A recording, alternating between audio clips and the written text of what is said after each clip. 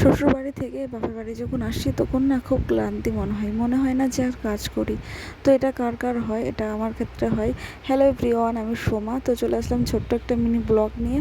তো আজকে যেহেতু রবিবার, আর যেহেতু দাদা বৌদি কেউ বাড়িতে নাই, আর ওদের রুমটাতে আমরা রয়েছি, যেহেতু আমি, আমার হাজব্যান্ড এবং আমার ছেলে মেয়ে আমরা সবাই বেড়াতে এসেছি, কারণ গঙ্গা পুজোর উপলক্ষে আমরা বেড়াতে এসেছি। তো তার জন্যে দাদার ঘরটা যেহেতু আমরা থাকি, আমাদের একটু পরিষ্কার করে থাকতে হবে, যেহেতু বৌদি নাই। বৌদি থাকলে বৌদি আমাকে কাজ করতে দেয় না। তো মোটামুটি মাও করে, মা অন্য সাইডে কাজ করে স্নান করলে এবার পুজো দিতে যাবে, যেহেতু আমাদের বাড়িতে মনসা মা আছে। তো পুজো দিতে যাবে, তার জন্য আমি এই ঘর দোরগুলো মুছে নিচ্ছি। কিন্তু খুব ক্লান্তি লাগে, কেন জানি না এরকম হয়। শ্বশুরবাড়িতে থাকাকালীন সব কাজ করতে মন হয়, কিন্তু বাপের বাড়ি আসলে কাজে না মন লাগে না। এমনটা কেন হয়, তোমরা যদি জেনে থাকো একটু কমেন্ট বক্সে জানাবে। আর ঘর মোছা তো আমার কমপ্লিট, এগুলো পাখাটা চালিয়ে দিয়েছি একটু শোকাক, তারপরে আমার বাচ্চাদের বিরাস করিয়ে ওদের খাওয়াবো।